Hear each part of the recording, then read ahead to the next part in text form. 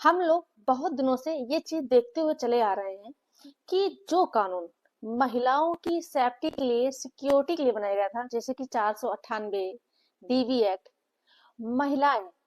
उसी कानून का बहुत ही ज्यादा मिसयूज कर रही हैं। बेसिकली अपने हस्बैंड व हस्बैंड के घर वालों से बदला लेने के लिए, यानी कि रिवेंज लेने के लिए उन्हें बहुत ही ज्यादा परेशान करने लगी है, हैरास करने लगी है।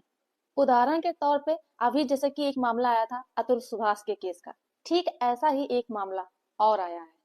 जो कि सुप्रीम कोर्ट में आया है। इसमें होता यह है कि एक महिला अपने पति से और पति के घर वालों से सिर्फ बदला लेने के लिए झूठे केस करती है। तो हम आज इसी केस के बारे में इस वीडियो के माध्यम से आप सभी लोगों को जानकारी देने वाले हैं कि इस केस में होता क्या है, ऑनरेबल सुप्रीम कोर्ट क्या कहती है। तो ये वीडियो हर व्यक्ति के लिए बहुत ही ज्यादा महत्वपूर्ण होने वाली है, तो इस वीडियो में आप सभी लोगों को अंत तक बने रहना है, बिल्कुल भी स्किप नहीं करना है, तभी आप सभी लोगों को अच्छे से जानकारी समझ में आएगी। दूसरा काम आप सभी लोग ये करना है कि अगर आप नए हैं, चैनल में पहली बार आए हैं, तो ये आपका ही चैनल है, आप इसे सब्सक्राइब जरूर कर दें, साथ में बेल आइकन जरूर दबा दें, जिससे कि हम जो भी नई अपडेट डालें उसका नोटिफिकेशन आपके पास आता रहे और आप जानकारी प्राप्त करते रहें। नमस्कार दोस्तों, मैं एडवोकेट दिव्या, आपका आपके इस YouTube चैनल में स्वागत है। जैसा कि अभी हमने आप लोगों को बताया कि एक मामला है जो कि ऑनरेबल सुप्रीम कोर्ट गया है। तो ये मामला जब सुप्रीम कोर्ट जाता है तो सुप्रीम कोर्ट क्या क्रिटिसाइज करती है, उस महिला को क्या बताती है कि किस तरह से आप इस कानून का मिसयूज कर रही हैं, कैसे आप इस प्रोसेस ऑफ लॉ का दुरुपयोग कर रही हैं। तो बेसिकली इस केस में होता क्या है कि पत्नी केस करती है झूठे, जो कि 498 ए, जो कि क्रुएल्टी के आधार पर किया जाता है। जब किसी महिला के साथ क्रुएल्टी की जाती है तो महिलाएं 498 ए का उपयोग करती हैं। और साथ में डाउरी एक्ट, यानी कि जो डाउरी की डिमांड की जाती है पति घर वालों के द्वारा, यानी दहेज की, तो महिलाएं डाउरी एक्ट का प्रयोग करती हैं। तो इन चीजों से जुड़े हुए केस पत्नी अपने पति व पति के घर वालों के ऊपर करती हैं, जो कि झूठे केस होते हैं। तो ऑनरेबल सुप्रीम कोर्ट जब ये केसेस जाते हैं तो उन्हें पता क्या चलता है कि ये जो महिला होती है, जो पत्नी होती है, इनका अपने पति के अलावा किसी अन्य पुरुष से भी संबंध होता है, यानी कि एक्स्ट्रा मैरिटल अफेयर होता है, जिसकी वजह से ये जो महिला है ये अपने पति व बच्चों को छोड़ के कई बार घर से भाग चुकी है, जिसकी वजह से कई बार इन्हें मना मना के लाया गया, क्योंकि पति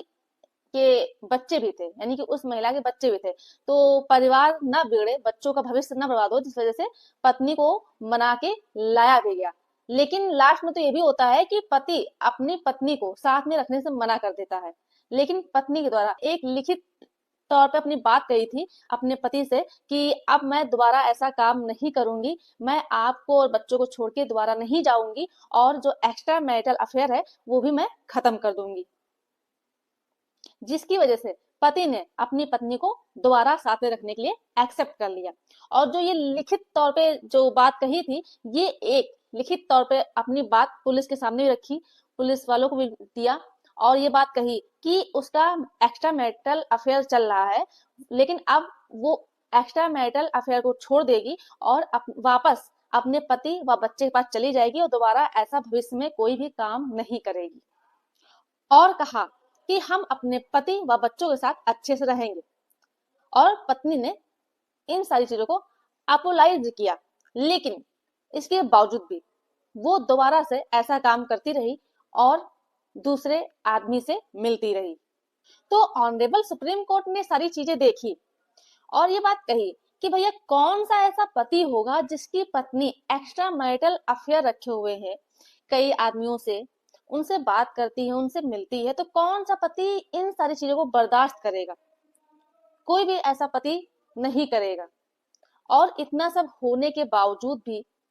पत्नी अगर दोबारा से ऐसा करती है तो कोई भी पति अपनी पत्नी को एक्सेप्ट नहीं कर सकता है। तो पति ने क्या किया, जब ये सारी चीजें होती रही लगातार, तो पति ने केस किया डाइवोर्स का। और जैसे ही पति ने डाइवोर्स का केस किया और पत्नी के पास नोटिस गई, पत्नी को जब इस चीज की जानकारी हुई, तो पत्नी अपने पति से व पति के घर वालों से बदला लेने के लिए उसने 498 ए डाउरी एक्ट के तहत केस कर दिया, सिर्फ बदला लेने के लिए कि तुमने हमसे डाइवोर्स लेने के बारे में सोचा भी कैसे। तो जब पत्नी के द्वारा केस किया गया, ऑनरेबल सुप्रीम कोर्ट ने देखा और कहा कि पत्नी के पास ऐसा कोई भी सबूत नहीं है जिससे कि ये साबित हो कि पत्नी के साथ क्रुएल्टी की गई है या फिर दहेज की डिमांड की गई है।